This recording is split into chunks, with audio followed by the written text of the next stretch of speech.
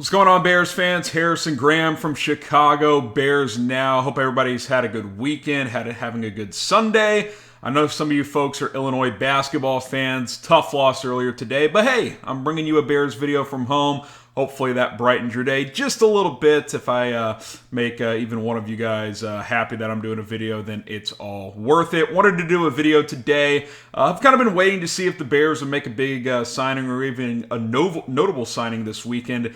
That has not happened outside of re-signing DeAndre Houston-Carson. So I thought what we could do today is a little bit of a Bears free agency tracker, kind of break down every move that has happened so far since free agency got going last Monday. Kind of recapping this first week of free agency when, week 2 of free agency will get going tomorrow. And, we'll see if the Bears get a little bit more active as deals become even more and more easier to maintain as the market kind of dries up a little bit. So let's kind of go in order as things have happened here and break it all down. The first big signing was Larry Ogunjobi, and then it didn't happen because he came in, failed a physical, so that 3 years, $40.5 million contract goes by the wayside, which, we'll see if that ends up being a good or bad thing. Obviously, the Bears were not going to honor that contract after he failed that physical.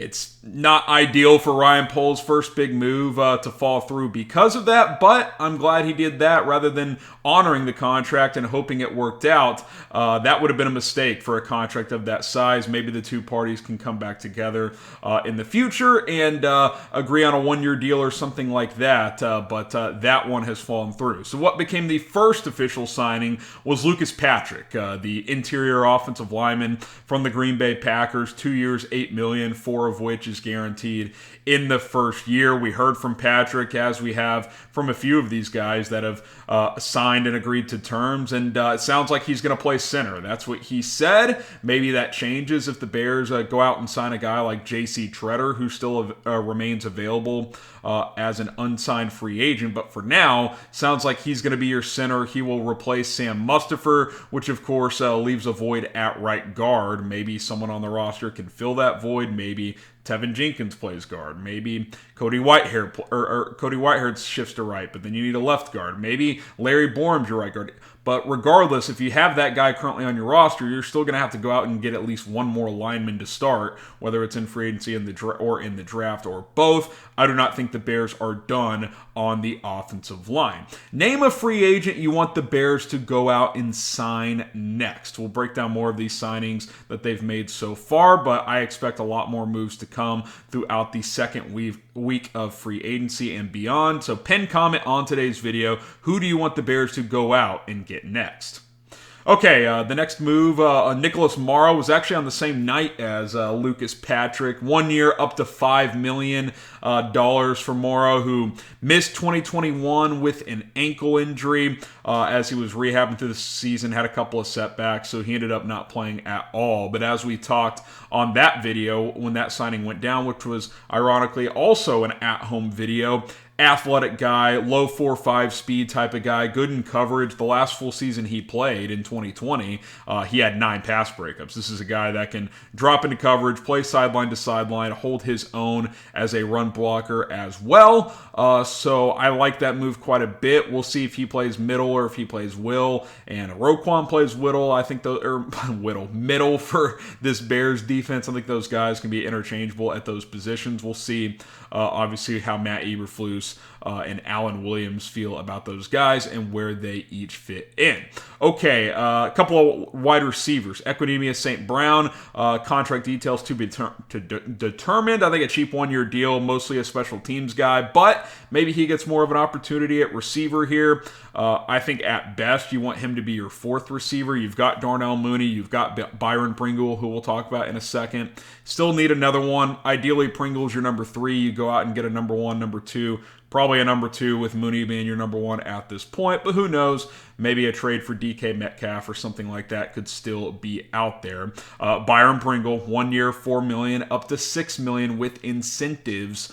Love this signing. I love what he said at his press conference, talking about, I came here to win. The only stat I care about is the letter at the end of a game, and that's either a W or an L. He said he's here for W's, and I think he looks at this as an opportunity to expand his career and his role in an offense. Got more opportunities last year in Kansas City, but let's face it, he was never going to be more than like their 4th option there. He could be the 2nd or 3rd option here in Chicago. He spoke highly on Justin Fields, thinks that his ability to extend plays really intrigued him by coming here. He's played with a guy that can extend plays in Patrick Mahomes, and Byron Pringle's a guy that runs good routes, gets open, and is really, really good after the catch. So I really like this signing. I think it's good value. He's a good kick returner as well, and I think he'll fit in nicely on this defense. What's been your favorite move so far by the Chicago Bears? Let us know down in the comment section. I would probably say Byron Pringle because it's a good contract and he's going to contribute. Let me know if you think it's him or someone else. By the way, be sure to hit that subscribe button, whether we're in the studio or at home. We're going to continue to bring you guys the latest Bears news, rumors, free agency coverage. I'll have a new mock draft this week as well, I believe, so stay tuned for that. YouTube.com/BearsNow. That is the link to share with all your friends. But everybody watching right now, if you haven't subscribed already, please do so. It's free. Hit that subscribe button. Let's continue to grow closer to 45,000 subscribers. Okay, a couple more defensive signings. Justin Jones, the defensive tackle, 2 years and $12 million.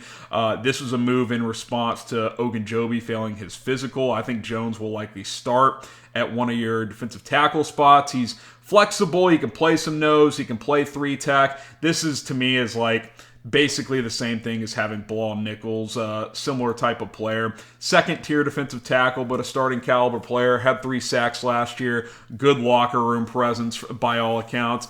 He actually said that he was going to sign with the Colts, but Matt Eberflus called him the night before he signed and convinced him to sign in Chicago, and gets a nice little payday. 2 years and $12 million. He's had some minor injury issues in the past, but when he's been healthy, he's shown a lot of promise. I think this is your Bilal Nichols replacement. Another defensive lineman, al-Quadin Muhammad, 2 years, $10 million. This is a Matt Eberflus guy. He comes over from Indianapolis. 6 sacks last year. He was kind of off my radar leading into free agency. I like this move. I think it allows you, if you want, with him and Travis Gibson now, who combined for 13 sacks last year, if you want to take calls on Robert Quinn, you can. Say if a team would give you a second-round pick for Quinn, would you take it? That would be intriguing. I think we'll expand on that thought tomorrow in tomorrow's video when I'm back in the studio on a potential Robert Quinn trade. But I like the al-Quadin Muhammad signing. Obviously, he's not going to replace Khalil Mack by himself, but can he give you 5 to 7 sacks? I think that's very much a possibility. Eberflus knows him well. I think he'll fit in this system. Okay, one that kind of got lost in the shuffle, came down at a weird time, was fullback Khari Blasingame. He comes over from Tennessee. I haven't seen full contract details yet. I assume 1 year vet minimum deal. I wondered if this team would carry a fullback. This would suggest they probably will. He actually had a strong game against the Bears in the preseason last year, if you guys remember that. Took a swing pass for about 40 or 50 yards. So has some ability to catch and run the football a little bit. Good blocker. I would like to see this team carry a fullback and have that flexibility to run a little I formation, offset I, dump it off to the fullback if you want to as well. Fullback screen game. I think the screen game in general will return to Chicago. That's something that has not been utilized nearly enough the past couple of years with Matt Nagy. So David Montgomery, Khalil Herbert, the fullback Blasingame, obviously these receivers and tight ends as well. I think that will return to this offense. The first re-signing of free agency happened yesterday. DeAndre Houston-Carson. I like this one. 1 year, $1.7 million. So basically the vet minimum there. Key special teams guy. And I thought last year he showed when he got to play, he played pretty well. Had a nice interception off Derek Carr in that Vegas game. Really read Carr's eyes and beat the receiver to the football. I think it's He's grown each and every year. He's been in the NFL 6-7 years now, and we know, again, he's a key specialist, but I think he's a really good number 3 type of safety that can start if you need him to. I wouldn't expect him to start. I would expect the Bears to sign or draft a safety to play next to Eddie Jackson, but if he has to, I think he can do that. I just don't think you would want him to start all 17 games. But again, I think in certain nickel packages, if a guy gets hurt, if he comes in, you don't feel like that's a major weakness there. He's got versatility to play multiple spots in the back end. Now, DeAndre Houston-Carson's been the only Bears player to return. All other Bears free agents are either still out there or have moved on. I guess Patrick Scales, if you want to include him, he's also back. I haven't really mentioned him. But name another Bears player you would like to re-sign this offseason. Jakeem Grant, he's gone. Allen Robinson is gone. Artie Burns, Bilal Nichols, James Daniels, Allen Robinson, all gone. Now, Akeem Hicks is still out there. Would you want to bring him back? Is there any other Bear that you would like to bring back? Type Y for yes, type in for no. If the answer is yes, let me know who that player is down in the comment section. Also, Darrington Evans, kind of a scat back type. The Bears picked him off waivers, right before free agency started. We haven't really talked about him much. We'll see if he makes this team. I think he's more of a training camp guy. We'll see what he can do, but really good speed coming out of college, undersized guy, has some Tariq Cohen type of skill set in him, so we'll see where he figures in to this thing. Maybe he's your third running back behind David Montgomery, Khalil Herbert. Damian Williams did sign elsewhere. I'm drawing a blank. I think Atlanta signed him. I want to say that's right. So he will not be returning as well. So there you have it.